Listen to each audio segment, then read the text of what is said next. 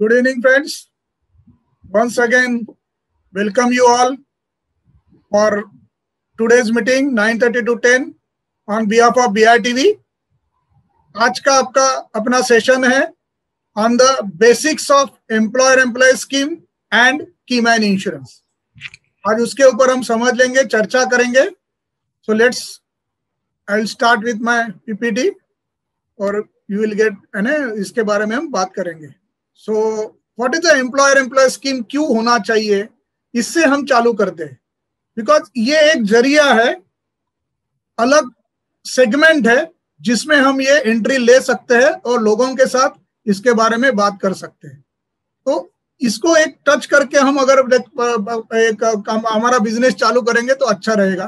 Because employer-employ scheme या की man insurance, इसमें हम अलग तरह से हम लोगों के सामने जा सकते हैं. इससे अपने को एक क्लाइंट बेस भी मिल सकता है. पर इसके लिए हम समझ लेंगे कि बेसिक्स क्या है, एम्प्लॉयर एम्प्लॉय स्कीम का जरूरत क्या है, वो पहला हम देखेंगे और बाद में उसके ऊपर हम डिस्कस करेंगे. So let's start with the employer employ scheme. Employer employ scheme insurance is the necessity of modern business organisation. ये क्यों जरूरत है? Why employer employ scheme insurance required? See, आज हर एक छोटे छोटे आप अगर देखेंगे, छोटे छोटे स्मॉल स्केल इंडस्ट्रीज बहुत है, करेक्ट? तो उनके पास ग्रेजुइटी या ईपीएफ ये बहुत बार नहीं रहता है. सो ग्रेजुइटी ईपीएफ नहीं होने के कारण उधर उनके पास रिटायरमेंट बेनिफिट का कुछ प्रोविजन नहीं रहता है, या एक आधा एम्प्लॉय छोड़ के चला गया तो उधर उसके लिए कुछ कॉम्पनसेशन नहीं रहता है.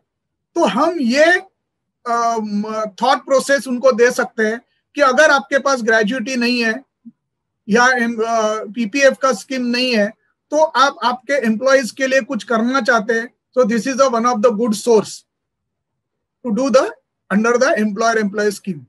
तो ये हम अगर उनको थॉट प्रोसेस देंगे तो उससे क्या हो जाता है? बिकॉज आज का एम्प्लॉयज का रिटेंशन रखना, अपने कंपनी में कंटिन्यूएशन में रखना, बिकॉज कंपटीशन का जमाना है, लोगों को चॉइस है, लोगों को एक कंपनी से दूसरे कंपनी में जाने में प्रोविजन है, कर सकते हैं, जा सकते हैं. तो इसके वजह से अपने पास ये एम्प्लॉय रहे, अगर अच्छा एम्प्लॉय है पर्टिकुलरली तो वो रहे अपने पास. तो उसके लिए अगर मेरे पास कुछ स्कीम है उनके लिए, उनके फैमिली के लिए, तो थोड़ा बहुत एम्प्लॉयज को लगेगा कि अगर ये इनकम तो है ही, प्लस उसके साथ मुझे एक एडिशनल बेनिफिट्स भी इसके कंपनी से मिल रहे हैं, तो उसके कारण वो एम्प्लॉय अपने पास रिटेंशन ज्यादा होने का चांसेस रहता है. ये एक रहता है. दूसरा, जब भी आप देखेंगे स्मॉल स्केल इंडस्ट्री आजकल इतने बहुत है या पार्टनरशिप फर्म्स इतने बहुत है, तो उनके पास वो ग्रेजुइटी का या इस ईपीएफ का प्रबंध नहीं रहता है, या कंपल्शन एम्प्लॉयज का के हिसाब से वो ग्रेजुइटी कंपल्शन का एक रूल है, वो करना पड़ता है. और ग्रेजुइटी में कैसा या ईपीएफ में कैसा, हर एक एम्प्लॉयज को आपको इनरोल करना पड़ता है. जो भी एम्प्लॉय है उसको कंपल्सरी इनरोल करना पड़ता है. बट अगर वो स्कीम नहीं है, बट आप एम्प्लॉयर एम्प्लॉय स्कीम में गए, तो ये जरूरत नहीं है कि मेरे पास 25 एम्प्लॉय है तो मैं 25 एम्प्लॉय का कंपल्सरी करूं. उसमें से जितने भी लोगों के साथ मुझे करना है उतने लोगों का मैं अंडर एम्प्लॉयर एम्प्लॉय स्कीम में इंश्योरेंस कर सकता हूं. तो ये प्रोविजन उसके पास है, जो बाकी के स्कीम में, जो ईपीएफ या ग्रेजुएट में कंपल्सरी आपको सब एम्प्लॉयज को इन्वॉल्व करना पड़ता है. तो ये सब चीज अगर करते हुए, ये अगर thought process employer employ scheme का हम किसी छोटे इंडस्ट्री फर्म में या किधर जाके हम अगर बात करेंगे, तो उसके वजह से क्या होगा, इसके वजह से अपने को एक बड़ा सेगमेंट मिल सकता है, एक एंट्री सेगमेंट मिल सकता है. मैं आगे पूरा ये एक्सप्लेन करने वाला हूं, बट बेसिक्स बता रहा हूं कि एक एंट्री सेगमेंट मिलता है. एक तो क्या होता है, मैं एक कंपनी में जाके स्मॉल स्केल इंडस्ट्री में गया, उनके जो ओनर है उनको ये सब समझाया कि बिकॉज ऑफ यू, हमारे एम्प्लॉयज के लिए आप एक रिटायरमेंट का प्रोविजन कर सकते हैं. आज कल कुछ हो गया आपके एम्प्लॉयज को, तो आपके तरफ से एक प्रोविजन है उनके फैमिली के लिए, तो वो आप उनको बता सकते हैं, जिसके कारण उनके फैमिली के लिए बेनिफिट हो जाएगा. तो इसके कारण आपका एम्प्लॉय आपके पास रहेगा. तो ये अगर हम उनके साथ शेयर करते हैं तो अगर वो प्रोविजन उसको लगता है कि यस, रिटायरमेंट का प्रोविजन अपने अच्छे एम्प्लॉयज को होना चाहिए, तो ये कर सकते हैं कि वह 25 एम्प्लॉय है पर उसमें से 10 एम्प्लॉय बहुत सालों से उसके पास है, सिंसियर है, फोकस है और काम करने वाले, तो उनके लिए वो प्रोविजन कर सकता है, जिसके कारण रिटायरमेंट में एक बेनिफिट मिल जाएगा, लमसम अमाउंट, जो इंश्योरेंस का पॉलिसी मैच्योर्ड होता है और उसको जो पैसा मिलता है तो रिटायरमेंट बेनिफिट जैसा हो सकता है। या कभी कुछ हो गया अनफॉर्चुनेटली, तो वही पॉलिसी से घर वालों के लिए कुछ हम पैसा दे सकते हैं जो एम्प्लॉयर ने प्रोवाइड किया हो। तो ये बताने से क्या होएगा, एक तो वो उनका सब एम्प्लॉइज को सब पॉलिसी, अपने को इंश्योरेंस पॉलिसी मिल सकता है। सेकंड थिंग, एक ओनर के साथ आप इस तरह से बात करेंगे तो आगे चल के ओनर के साथ भी आपका अच्छा रिलेशन बन गया, तो ओनर के साथ भी आप और इंश्योरेंस अलग से हम डिस्कस कर सकते हैं। तो इस तरह से एम्प्लॉयर एम्प्लॉय स्कीम एक न्यू सेगमेंट है जो हम रेगुलर बेसिस पे पॉलिसी निकालते हैं, रेगुलर बेसिस पे लोगों को जाके समझाते हैं, नीड बेस समझाते हैं, वो इंडिविजुअल नीड बेस हो गया। But this is need base, need requirement as for the employer के बेनिफिट के लिए with the employee to the joint. तो इसके लिए एम्प्लॉयर एम्प्लॉय स्कीम अच्छा है, जिसके जरिए हम एम्प्लॉयर का भी बेनिफिट होएगा और एम्प्लॉई का बेनिफिट होएगा। तो इस तरह से अपने को लोगों को जाके, लोगों के स्मॉल स्केल इंडस्ट्री है उधर जाके लोगों को ये समझाना है ओनर को कि what is the benefit under the employer employ scheme. तो आज मैं आपको बेसिक के बारे में बात करूंगा कि क्यों और किस तरह से हम कर सकते हैं। तो पहले ही मैंने आपको बता ही दिया कि इट इज रिटेंशन रखने के लिए, अपना एम्प्लॉय अपने पास रखने के लिए ये एक हम जरिया है एम्प्लॉयर एम्प्लॉय स्कीम का। तो इस तरह से हम एम्प्लॉयर एम्प्लॉय स्कीम के लिए हम लोगों को बता सकते हैं। इन case anything goes wrong, generally ये एम्प्लॉयर एम्प्लॉय स्कीम में आई सजेस्ट जीवन Lakshya policy. Reason is that कि जीवन लक्ष्य पॉलिसी में रिटायरमेंट में भी पैसा मिले, मैच्योरिटी हो गया तो लमसम पैसा मिल गया। तो अगर मैंने 5 लाख का पॉलिसी लिया हुआ है अंडर एम्प्लॉयर एम्प्लॉय स्कीम, तो वो 5 लाख का पॉलिसी मैच्योर्ड हो जाएगा, तो जब भी वो पैसा मिलेगा as a retirement benefit use कर सकता है।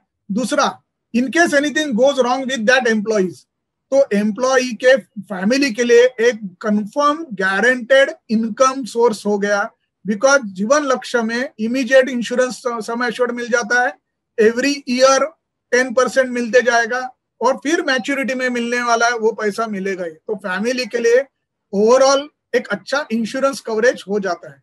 तो एम्प्लॉयर एम्प्लॉय स्कीम में मैं जनरली सजेस्ट करता हूं कि go with the Jeevan Lakshya policy, so actual insurance का बेनिफिट लेके एम्प्लॉय का फायदा करके ले सकते हैं। तो ये in case the company on the life of employee purchase the life insurance which will provide the money to their family member in event of the premature death and also old age provision. तो ये दोनों provision ये policy से हो सकता है। और क्या बेनिफिट है? This additional benefit act as a sufficient investment to continue with the present employee. जैसा मैंने बताया कि रिटेंशन ज्यादा रहेगा बिकॉज ऑफ दैट एम्प्लॉय को मालूम है कि ये बेनिफिट एम्प्लॉयर मुझे दे रहा है, तो वो उसके साथ रहेगा। An employer may desire to give the certain additional benefit to his selected band, यानी इसमें ये भी हम कर सकते हैं कि जो भी मेरे एम्प्लॉइज है तो उसमें से मैं हर एक का सेम इंश्योरेंस अमाउंट लेना जरूरी नहीं है। मैं अगर अच्छा एकदम एम्प्लॉय है, अच्छा क्वालिफाइड है, तो उसका ज्यादा भी रख सकता हूँ। किसी का कितना रखने का ये मेरे ऊपर डिपेंड रहता है ना, एम्प्लॉयर के ऊपर डिपेंड रहता है, वो कर सकता है। तो इस तरह से एडिशनल बेनिफिट कई लोगों को हम दे भी सकते हैं। An employer may also like to insure his selected band of employees as they may travel frequently. जिनका ट्रैवलिंग ज्यादा होता है, ज्यादा उनके पास से बिजनेस बोलो या प्रॉफिट ज्यादा जनरेट हो रहा है, तो उनके लिए अलग से हम बेनिफिट से पॉलिसी के द्वारा कर सकते हैं। Employee need not to bother about the buying and administrating policy, because इसका जो प्रीमियम है, जो पॉलिसी सर्विसिंग है, सब एम्प्लॉयर रखने वाला है, एम्प्लॉयर के पास रहेगा। तो एम्प्लॉयज को ये सब चीज करने का जरूरत नहीं है, पॉलिसी वैसा ही उसका कंटिन्यू रहते जाएगा, उसको कुछ देखने का जरूरत नहीं पड़ेगा। Tax free income as a claim, यानी जब भी भले प्रीमियम एम्प्लॉयर भरता है, पर जब भी पैसा आएगा एम्प्लॉयज के हाथ में, वो टैक्स फ्री रहेगा अंडर सेक्शन 1010D। तो टैक्स फ्री बेनिफिट उसको मिल रहा है। तो ये because of the employer employ scheme से हो सकता है। एलिजिबिलिटी कंपनीज क्या है? There is no restriction for the companies from proposing on the life of the employees, however employer has to assign the policy in favor of employee with the reasonable time.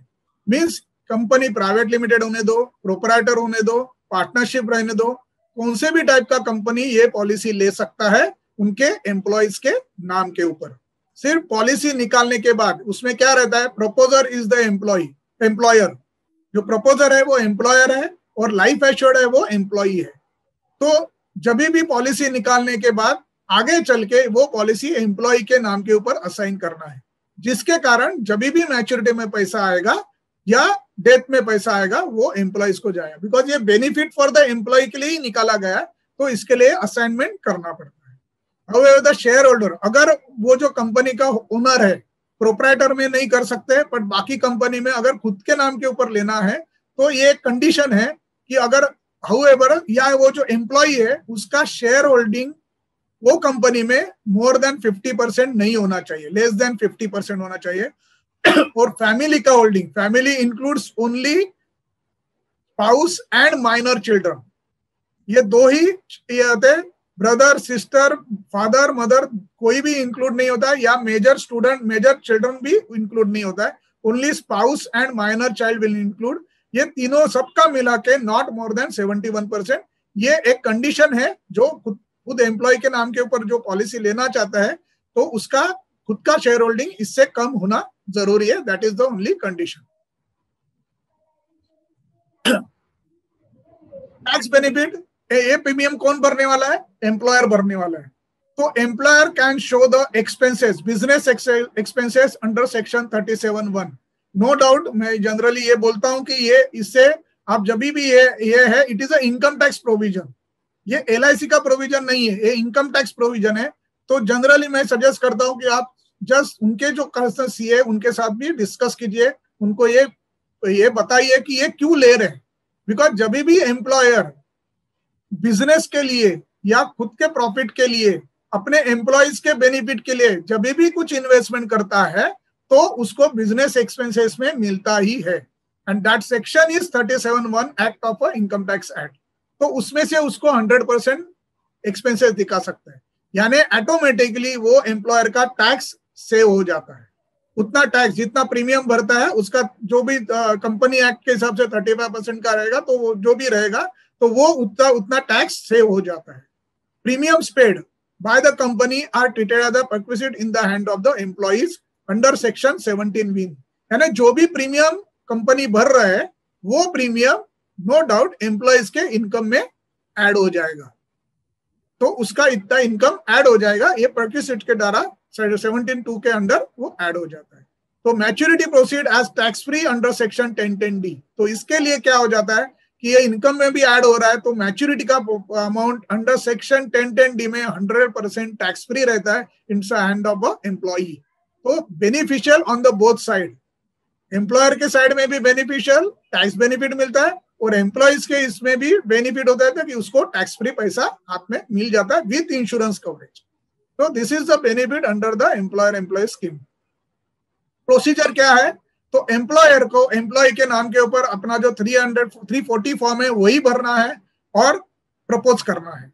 Under employ scheme questionnaire है जिसमें दिया गया है कि क्यों मैं लेना चाहता हूं, मेरा ऑब्जेक्ट ऑफ इंश्योरेंस क्या है, रिस्ट्रिक्शन ऑन लोन सरेंडर, ये सब मैं उसमें प्रोवाइड कर सकता हूं जिसके कारण ये पॉलिसी एम्प्लॉय लोन न ले, सरेंडर न करे, ये हम रिस्ट्रिक्शन डाल सकते हैं। कंसेंट लेना जरूरी है।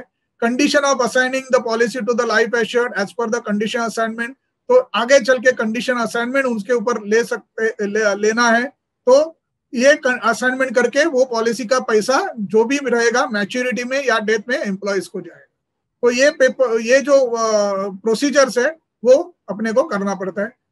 रेजोल्यूशन पास करना पड़ेगा, who is the authorised person to sign on behalf of the employer, तो वो करना जरूरी रहता है। Attach copy of agreement between the employer employ scheme, तो उसका एक क्वेश्चन है एम्प्लॉयर एम्प्लॉय स्कीम का, वो अपने को उसके साथ अटैच करना है, वो क्वेश्चनर में ये सब चीज आ जाता है।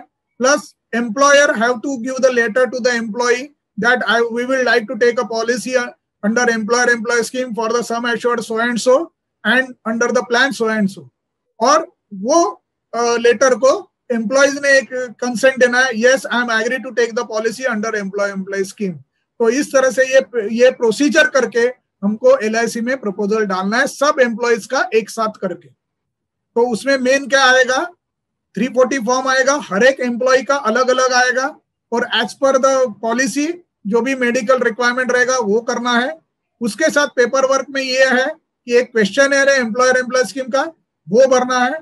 Second, 1 letter from employer to employee for the asking for the उनका इंश्योरेंस पॉलिसी हम लेने जा रहे हैं करके लेटर एम्प्लॉयज को, हर एक एम्प्लॉयज को लेने का है, और हर एक एम्प्लॉय को कंसेंट देना है कि I am ready to take the policy under employ scheme. तो ये सब पेपर अटैच करके विद एम्प्लॉयर का पैन कार्ड का कॉपी, उसका बैलेंस यानी आईटी रिटर्न इसके साथ, और केवाईसी ऑफ द एम्प्लॉइज, ये सब करके पूरा पेपर एलआईसी में प्रोवाइड करने का है, जिसके कारण आगे चल के उनका पॉलिसी सब इंडिविजुअल पॉलिसी हम निकाल सकते हैं।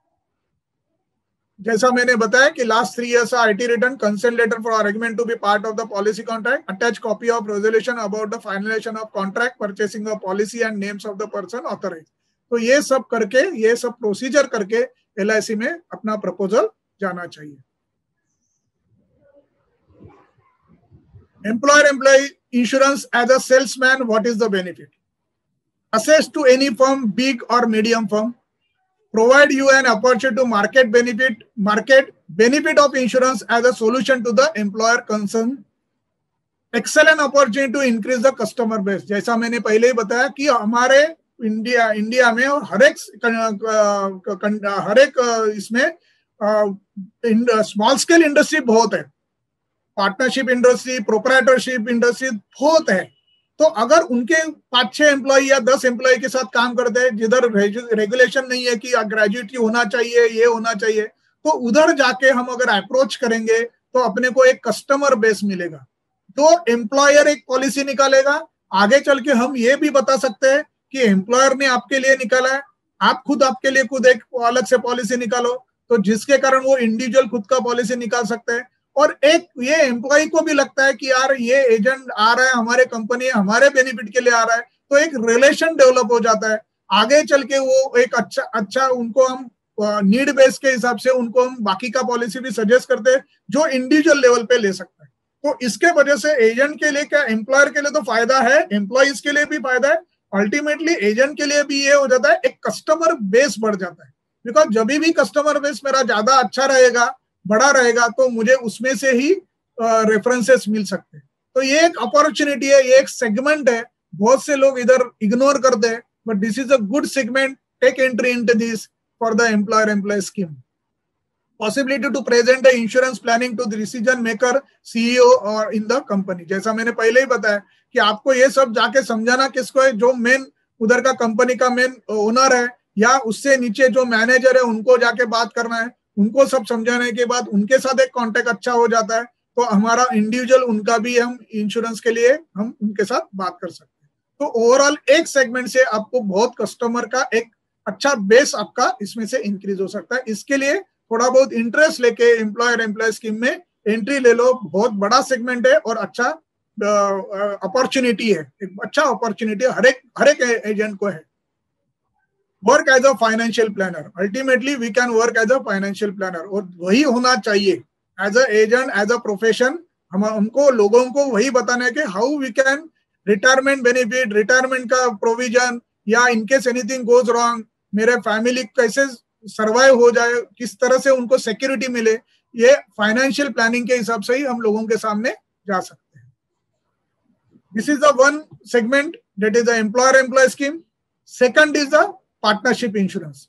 अभी पार्टनरशिप इंश्योरेंस क्यों होना चाहिए? पार्टनरशिप इंश्योरेंस होने का रीजन ये है कि आप अगर से फॉर एग्जांपल 3 पार्टनर्स है, करेक्ट, अगर किसी भी पार्टनर का सब अच्छा चल रहा है, सब गोइंग ऑन वेल, पर in case anything goes wrong with the one partner, तो क्या हो जाएगा? A and B and C partner है, तीनों पार्टनर है, तीनों का काम अच्छा चल रहा है, unfortunately anything goes wrong with the one partner, तो हर एक का समझो इंडिविजुअली शेयर है 30% का, या जो 33% का शेयर है। तो आज एक पार्टनर का डेथ हो गया, तो मेरे पास 2 चॉइस है। वन चॉइस इज दैट कि उसके जो लीगल हेयर को मुझे एंट्री दे दो अपने पार्टनरशिप में, दूसरा चॉइस है उसका जो शेयर है वो उसको पास ऑन करो। अभी फिर इसमें यह रहता है कि जो भी तीसरा पार्टनर सब्स्टिट्यूट द्वारा आएगा, जो एबीसी का जो अच्छा ट्यूनिंग बन रहा है, ये पॉसिबिलिटी है या ये भी हो सकता है वो ट्यूनिंग नहीं बने। तो दूसरा जरिया क्या है कि उनको उनका शेयर दे दीजिए, सो दैट ये 2 जन का कंटिन्यू चालू रहे। अभी वो शेयर देने के लिए क्या हो जाएगा, पार्टनरशिप फर्म का जो भी एसेट्स है वो एसेट्स में से उनको शेयर देना पड़ेगा, तो एसेट डिस्टर्ब हो जाता है। And this is the partnership insurance. Because of that वो एसेट को डिस्टर्ब करना जरूरी नहीं पड़ेगा, because if anything goes wrong, तीनों एबीसी पार्टनर का इंश्योरेंस रहेगा, तो उसमें से जो भी उसका शेयर का पार्ट रहेगा वो इंश्योरेंस के द्वारा वो उसके लीगल एयर को जाएगा, जिसके कारण उसका जो ओरिजिनल पार्टनरशिप इंश्योरेंस का, पार्टनरशिप फर्म का जो एसेट्स है वो डिस्टर्ब नहीं होएगा। That is the main reason to take the partnership insurance. तो यही मैंने इसमें एक्सप्लेन किया। Exit of any partner due to the premature death will result into the dissolution of the firm, and surviving partners have to pay the legal heir the deceased partner purchase price of deceased partner share, and ये इसमें से problem solve हो जाता है by way of partnership insurance. और वैसे again ये एक अलग सेगमेंट है। पार्टनरशिप फर्म्स अपने इंडिया में बहुत से हैं जिसको हम एक सिक्योरिटी दे सकते हैं। और आप ये भी देख लो, कभी भी हर एक बिजनेसमैन को मेरा जितना फैमिली प्यारा है उतना ही या उससे प्यारा मेरा बिजनेस है। और अगर उनको ये बताए कि तुम्हारा बिजनेस इंटैक्ट रखना है, आपके बिजनेस के एसेट्स को अगर अपने को अच्छी तरह से रखना है, डिस्टर्ब नहीं करना है, तो आपको इसके बारे में उनको सोच देना जरूरी है। उनको ये प्रोबिंग करना जरूरी है कि अगर आपने ये कभी प्रोविजन किया है क्या, या इसके बारे में कभी सोचा है क्या कि अगर कल कुछ हो गया, सब अच्छा चल रहा है तो सब अच्छा ही रहता है, पर कल कुछ हो गया, किस तरह से आप ये प्रोविजन करने वाले हैं, आप उनका शेयर का एसेट किस तरह से उनको देने वाले हैं। तो उसमें से आपको उनके साथ बात करते करते उनको ये इंपॉर्टेंस जता सकते हैं कि why partnership insurance is required to take care of your assets of the partnership firm. तो ये अगर हम उनके साथ डिस्कस करेंगे तो नो डाउट ये पॉलिसी, ये इन्वेस्टमेंट करेंगे। अच्छा, एक मैं बताना रह गया, एम्प्लॉयर एम्प्लॉय स्कीम में आप कौन सा भी पॉलिसी दे सकते हैं। एम्प्लॉयर एम्प्लॉय स्कीम में आप कौन सा भी पॉलिसी दे सकते हैं। कन्वेंशनल जो अपने पॉलिसी है, कौन से भी पॉलिसी इंक्लूडिंग टर्म इंश्योरेंस, कौन सा भी पॉलिसी आप सजेस्ट कर सकते हैं। अगर एम्प्लॉयर एम्प्लॉय स्कीम में सिर्फ रिस्क कवर करना है तो टर्म इंश्योरेंस दे सकते हैं, बट अगर रिटायरमेंट बेनिफिट कम इंश्योरेंस कवरेज करना है तो I suggest the Jeevan Lakshya policy. तो वैसे आप कौन सा भी प्लान आप अंडर एम्प्लॉयर एम्प्लॉय स्कीम दे सकते हैं, but in partnership insurance compulsory term insurance is allowed. जो अपना जीवन अमर है वही पॉलिसी अलाउड है अंडर पार्टनरशिप फर्म। तो ये बेनिफिट के लिए अपने को पार्टनरशिप इंश्योरेंस देना जरूरी है, ये इंपॉर्टेंस बताना जरूरी है। टैक्स बेनिफिट सब इसमें है, एडिशनल टैक्स बेनिफिट है, बट पहला अपने को क्या रखना है कि what is the need, what is the importance of the partnership insurance, ये लोगों के सामने, पार्टनरशिप फर्म के सामने रखना जरूरी रहता है। So this is the reason why it is a partnership insurance is required. On death of partner, the partnership fund will be ceased to continue the original shape. Legal heir of the deceased partner, if taken as a partner, मैंने जैसे बताया, may not cooperate with the other partners or may not be having the required knowledge or expertise at that deceased partner. Means क्या, जैसा मैंने बताया ABC, हर एक जन हर एक का एक एक काम कर रहा है, हर एक का जो उसका जो ये बोलते हैं जो काम में जो अच्छा चीज है वो चीज, एक जन मार्केटिंग कर रहा है, एक एडमिनिस्ट्रेशन, एक प्रोडक्शन देख रहा है, तो उनका खुद का हर एक का उसमें एक उसका ये ग्रिप है, वो अच्छा करता है। पर जो पार्टनर का लीगल एयर आएगा, शायद उसका उतना नॉलेज नहीं रहेगा वो चीज में, तो वो उसको इन्वॉल्व करके क्या फायदा। तो वो टाइम पे उसका शेयर देने के लिए पार्टनरशिप इंश्योरेंस रहना जरूरी है। So purchase price required to be paid to the legal heir may have to be found from fund of the firm. Many time asset of the firm have to be sold. यानी वही मैं बताया कि आपका asset intact रहेगा, वो disturb नहीं होएगा because of the partnership insurance. In extreme case business में be wound up. Outside interference may not be desirable from the point of view of the remaining partner. तो ये सब चीज के लिए अगर मेरे पास ये एक बेस रहेगा, एक एडिशनल इंस्ट्रूमेंट रहेगा जिसके कारण मैं ये कर सकता हूँ। और इसके लिए हम एक एग्जांपल भी दे सकते हैं कि जैसे अपने गाड़ी में मेरा कार है, मैं लॉन्ग जर्नी के लिए जा रहा हूँ, लॉन्ग जर्नी के लिए जाते वक्त अगर मेरा गाड़ी को कुछ तकलीफ हो गया, पंक्चर हो गया, तो क्या रहता है अपने पास, एक स्टेपनी रहता है, जिसके कारण वो स्टेपनी से मैं वो गाड़ी का एक पहिया चेंज करके ये पहिया लगा देता हूं और मेरा जो लॉन्ग जर्नी है वो मैं अच्छी तरह से कंप्लीट कर दूंगा। क्या मेरा ये पार्टनरशिप जर्नी भी ऐसा ही लॉन्ग लाइफ का है? तो ये पार्टनरशिप जर्नी में मैं अगर मेरे पास एक स्टेपनी रखूं जिसके कारण मेरे पार्टनरशिप इंश्योरेंस का बिजनेस या जो लॉन्ग लाइफ के लिए मेरा एक ध्यान में मेरे एक ये है एक फ्यूचर या उसमें इमोशंस है कि लॉन्ग लाइफ के लिए मेरा बिजनेस चलना चाहिए, तो वो वैसा का वैसा चलेगा, वो किधर भी डिस्टर्ब नहीं होगा। तो ये अगर हम एग्जाम्पल इस तरह के हम एग्जाम्पल देके अगर उनको हम बताते हैं कि व्हाई पार्टनरशिप इंश्योरेंस नेसेसरी, तो वो they will agree for that. बाद में टैक्स बेनिफिट जो आने वाला है वो टैक्स बेनिफिट मिलने वाला, that is the different thing. But basic क्या है कि your business will run in case anything goes wrong also, your business या your partnership firm running well, वैसा ही वो कंटिन्यू रहे। So this is the required by the and why it is a partnership insurance necessary. Advantage to the firm: money received from the LIC will be utilized for settling the account of the deceased partner share without disturbing the working capital of the firm. Deceased partner family is assured of early settlement of their dues. यानी ये भी एक रह जाता है कि partners में भी एक ये कि कल कुछ हो गया तो मेरे फैमिली को तकलीफ नहीं होएगा, इमीडिएटली उनको जो भी सेटलमेंट मिल जाएगा। तो एक इंडिविजुअल इंटरनल भरोसा भी एक अच्छा बढ़ जाता है। Firm is secured against the unforeseen and sudden setback. In event of the legal heir taken as a partner, the firm has a large additional resource. Condition for the amount of insurance: all insurable partner must be insured. यानी A B C तीनों partner अगर insurable है तो compulsory है तीनों के नाम के ऊपर पॉलिसी लेना। Each partner will be insured separately for the amount equal to her capital amount standing to his credit as per the last assessment year. Keeping in the view the growth of firm, insurance amount of each partner will be increased by giving credit for the goodwill. यानी वो company का firm का partnership firm का कितना goodwill है उसके ऊपर हम एडिशनल इंश्योरेंस भी दे सकते हैं। Goodwill of the firm will be equal to the total net profit of last 3 assessment year. तो ये सब कैलकुलेट करके हम मैक्सिमम इंश्योरेंस के लिए इंडिविजुअल पॉलिसी को हम इंडिविजुअल पार्टनर के नाम के ऊपर पॉलिसी दे सकते हैं। Requirement for the partnership firm: proposal of 340, same.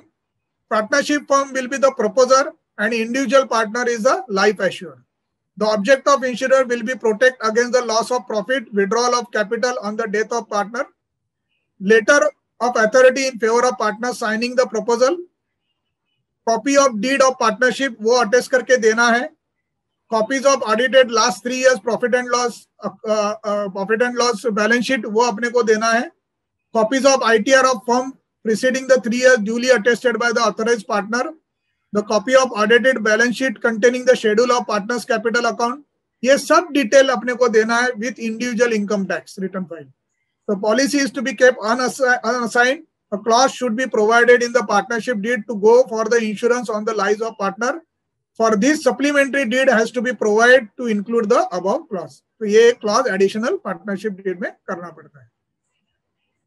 Usually partner insurance is to be taken on the lives of all partners to the fund. यानी जो मैंने पहले बताया इंश्योरेबल पार्टनर है तो सबके नाम के ऊपर ये इंश्योरेंस पॉलिसी निकालना पड़ता है। Tax benefit: premium paid by the firm will be qualified to eligible for the same, जैसा एम्प्लॉयर एम्प्लॉय स्कीम में वैसा ही अंडर सेक्शन 37(1) के अंडर हम इनकम टैक्स बेनिफिट ले सकते हैं। Premium paid by the firm are not perquisites in the hands of the partner, because ये policy partnership firm के ऊपर ही है। प्रपोजर पार्टनरशिप फर्म है, सिर्फ इंडिविजुअल लाइफ एश्योर्ड जो है वो लाइफ एश्योर्ड है इंडिविजुअल पार्टनर। ये पॉलिसी में डेथ का पैसा पार्टनरशिप फर्म को ही जाएगा। इसके लिए ये पॉलिसी प्रीमियम जो है वो परक्यूसिट करके नहीं, ये पॉलिसी क्यों निकाला है? पार्टनरशिप फर्म के खुद के बेनिफिट के लिए लिया। कल कुछ हो गया तो पार्टनरशिप फर्म को डिस्टर्ब नहीं होना चाहिए, इसके लिए लिया गया है। और इसके लिए ये जो प्रीमियम भरते हैं वो पार्टनर के इनकम में ऐड नहीं होता है। द मैच्योरिटी, ऑफ कोर्स अभी जो पॉलिसी हम दे सकते हैं ओनली टर्म इंश्योरेंस दे सकते हैं तो उसमें मैच्योरिटी अमाउंट नहीं रहता है, but death claim amount received by the firm will be added to business income. उनके वो साल के बिजनेस इनकम में वो ऐड हो जाएगा the firm in the year of the receipt. जो साल डेथ होता है वो साल में जो भी अमाउंट आएगा it will added to their income. On dissolution of partnership firm during the lifetime of partners, firm has the following choices. It can be surrender the policy or it can assign the policy to partner as the policy has no surrender value. यानी ये policy अगर partnership firm खत्म हो गया, ये बंद कर दिया पार्टनरशिप फर्म, तो हमारे पास दो चॉइस है, एक तो सरेंडर करो या असाइन करो और वो इंडिविजुअली पॉलिसी वो कैन कंटिन्यू कर सकता है. तो इस तरह से ये पार्टनरशिप फर्म रियली उसका इंपॉर्टेंस बताना अपने को जरूरत है. ये भी एक अलग सेगमेंट है. बहुत से पार्टनरशिप फर्म अपने इंडिया में है, तो उनको आप अप्रोच करके ये एक पार्टनरशिप फर्म के अंडर भी पॉलिसी ले सकते हैं. आगे चल के वो पार्टनर का इंडिविजुअल पॉलिसी भी आप ले सकते हैं. तो अगेन कस्टमर सेगमेंट बढ़ सकता है. इवन अगर पार्टनरशिप फर्म में उनके जो एम्प्लॉयज के लिए हम एम्प्लॉयर स्कीम सकते हैं, यानी एक ही पार्टनरशिप फर्म में जाके हम मल्टीपल उनको सजेशन दे सकते हैं जो कि उनके पार्टनर के बिजनेस के लिए वो बेनिफिशियल रहेगा. How is the partnership insurance of bonanza for partnership firm? Again, same. The firm is protected against the closure of the firm in the event of death of partner. The firm is able to create an asset for itself in the form of the sum assured guaranteed loyalty addition. But nowadays, it is not allowed. Sum assured maturity amount नहीं है, तो ये clause अभी निकल गया. Because nowadays only we can give the term insurance policy.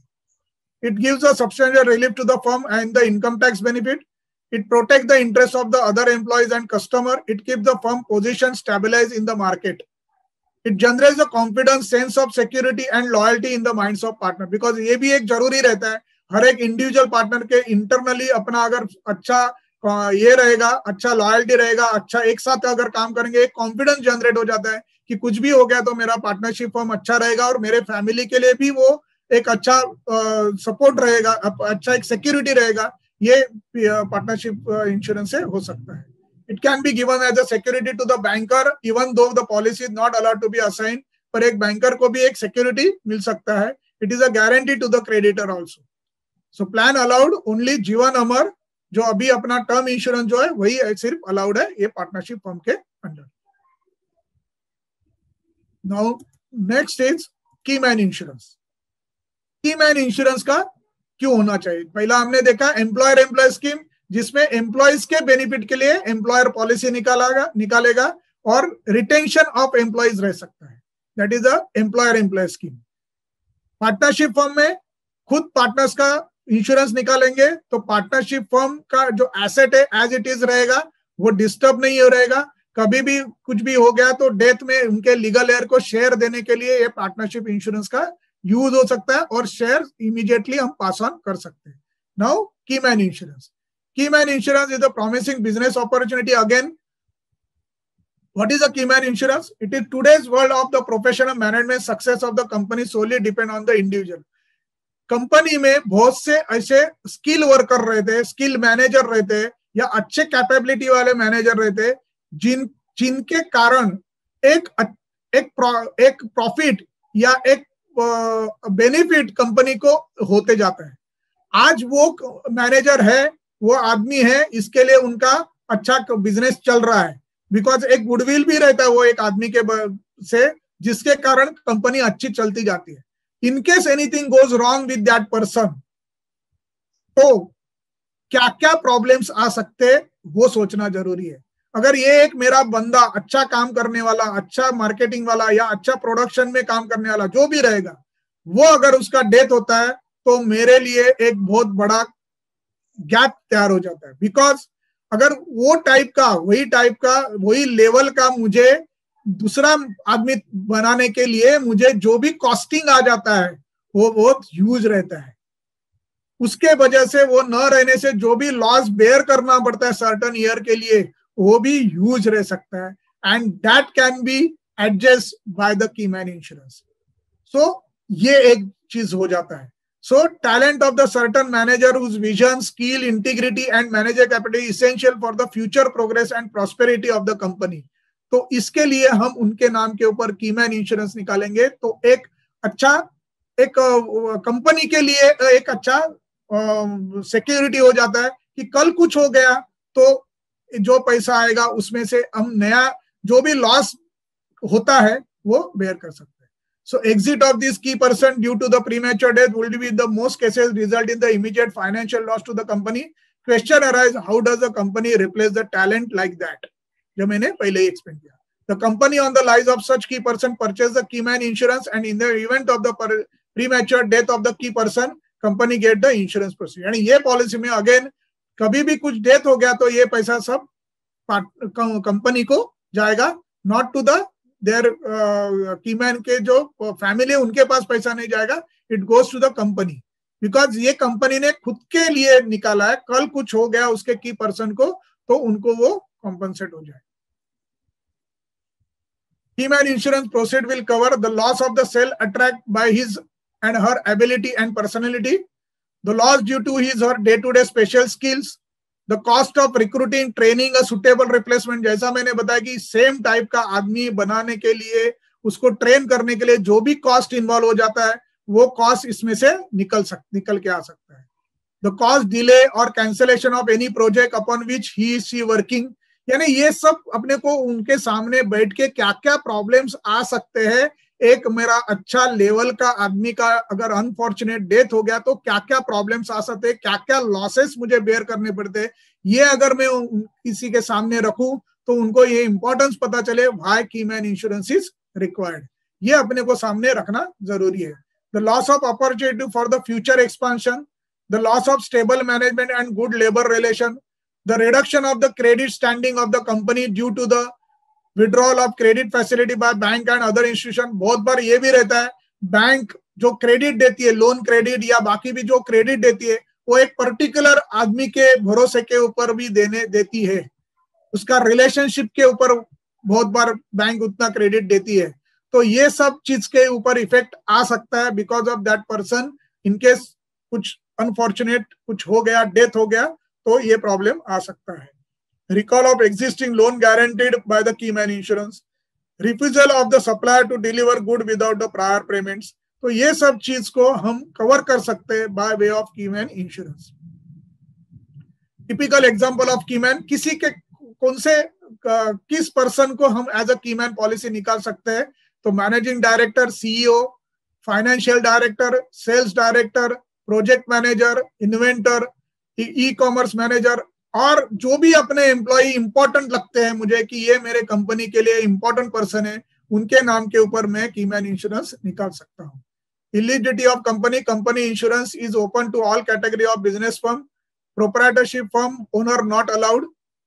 Firm, ये shareholding का एक क्लॉज है कि जो भी कीमैन इंश्योरेंस है उसका individual is not more than 75% and in family shareholding not more than 90%. ये अगर रहेगा, किसी भी पर्सन का अगर पॉलिसी निकाल रहे तो उसका individual share not more than 75% share holding रहना चाहिए. और फैमिली जैसा मैंने पहले बताया, स्पाउस एंड माइनर चाइल्ड मिला के एंड खुद ये मिला के मोर देन 90% शेयर नहीं होना चाहिए, तो ही हम ये कीमैन इंश्योरेंस पॉलिसी दे सकते हैं. Company should making a profit for the last 3 years consecutive year. When the profit and turnover of the company are on the decline, keyman cannot be given, और policy नहीं मिल सकता है तो अपने को यानी बिकॉज प्रॉफिट के ऊपर ही जनरेट हम कीमैन इंश्योरेंस उनको दे सकते हैं. How the amount of insurance is arrived. A public limited company, private limited company with the at least 10 employees and partner of the partnership firm, multiple of Keyman's compensation package. The insurance will be limited to 10 times of the Keyman's compensation package. यानी इसके लिए keyman का भी IT return देना जरूरी है. The national value of the per can be taken as 30% of the gross salary, तो वो पहला देखेंगे.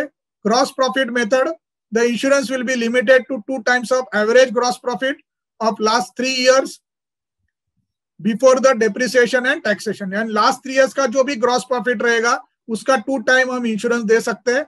नेट प्रॉफिट मेथड में will be 5 times of the net profit of the last 3 years after depreciation and taxation. ये होने के बाद जो भी प्रॉफिट रहता है उसका 2 times और नेट प्रॉफिट में 5 times हम इंश्योरेंस दे सकते हैं. The maximum insurance will be restricted to list of the amount arrived at by above. यानी जो भी ये मेथड में से जो भी अमाउंट रहेगा उसको हम ये इंश्योरेंस का एक अमाउंट पे करके हम उसको प्रपोज कर सकते हैं.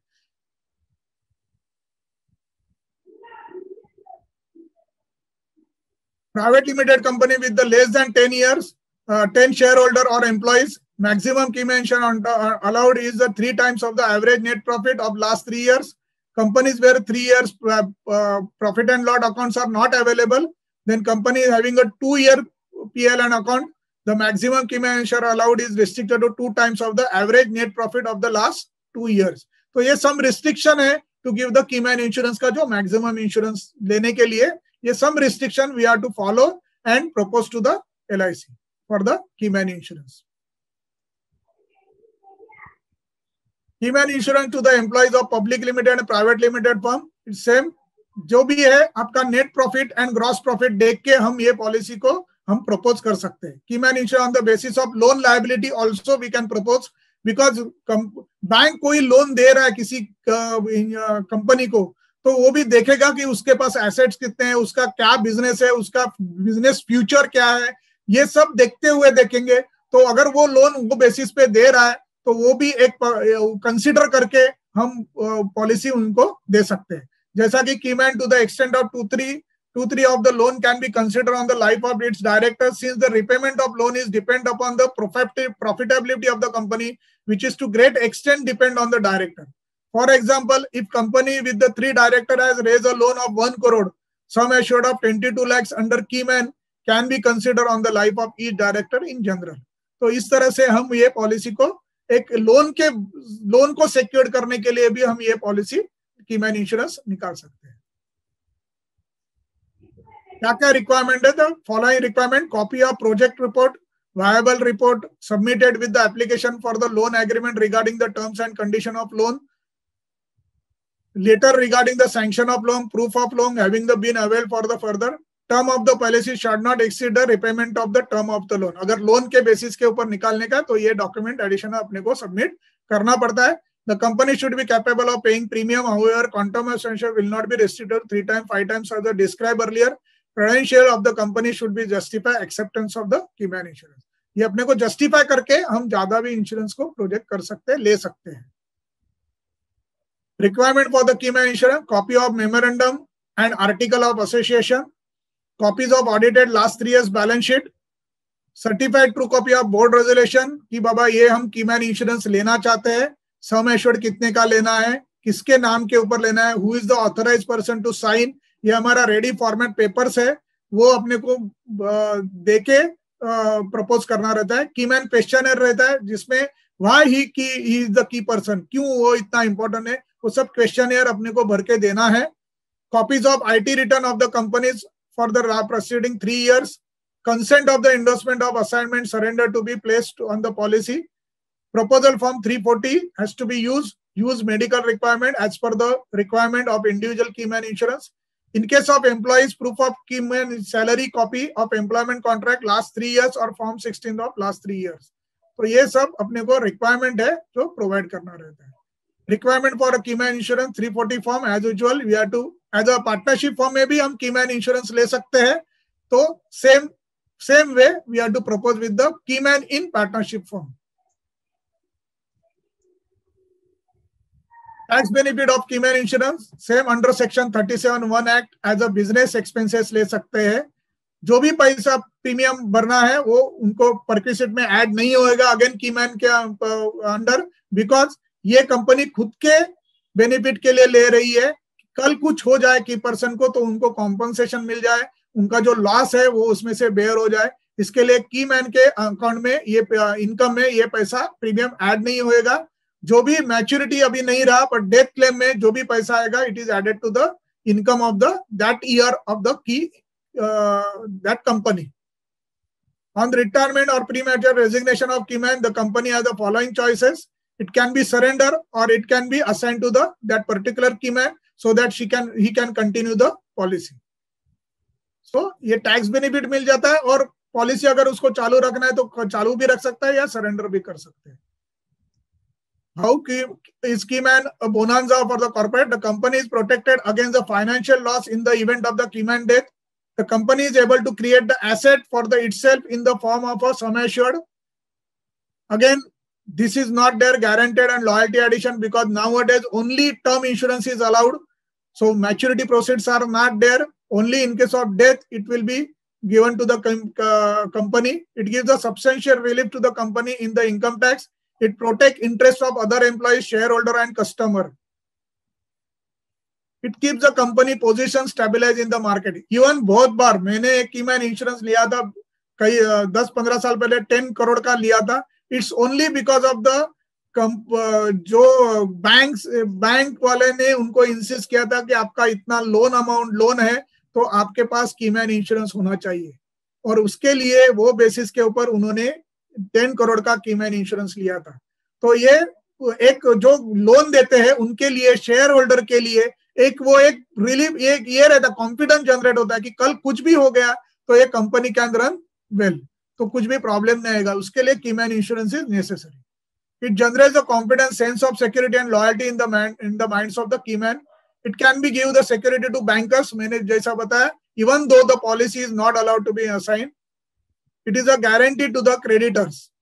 तो ये सब चीज एक बेनिफिट दे देता है कॉर्पोरेट सेक्टर को as a keyman insurance. Plan allowed only Jeevan Amar term insurance nowadays only allowed under keyman insurance and partnership insurance. So this way we have the एक अलग अपने पास सेगमेंट है, जो सेगमेंट को अपने को टच करना जरूरी है, और वो टच करने से अपने को एक बेनिफिट यही मिल जाता है कि एक अलग सेगमेंट में जाके हम अलग तरह से काम कर सकते हैं, अपने को कस्टमर बेस बढ़ा सकते हैं, और आगे जो रेफरेंसेस से जो बिजनेस बढ़ता है वो एक कंपनी भी, एक अगर एम्प्लॉयर स्कीम भी आप करेंगे तो देखो आपको और एडिशंस एम्प्लॉयर्स मिल जाएंगे, बिकॉज हम काम करेंगे टैक्स बेनिफिट. एक this is the one of the thing वो है ही. वो टाइम पे जनरली थोड़ा बहुत मैं सजेस्ट करता हूँ कि आप उनके जो चार्टर्ड अकाउंटेंट है या कोई किसी को आप बैठे उनको समझाइए और कंसल्ट लीजिए. पर उसके पहले we are to give the importance, why employer scheme, why partnership insurance, why keyman insurance.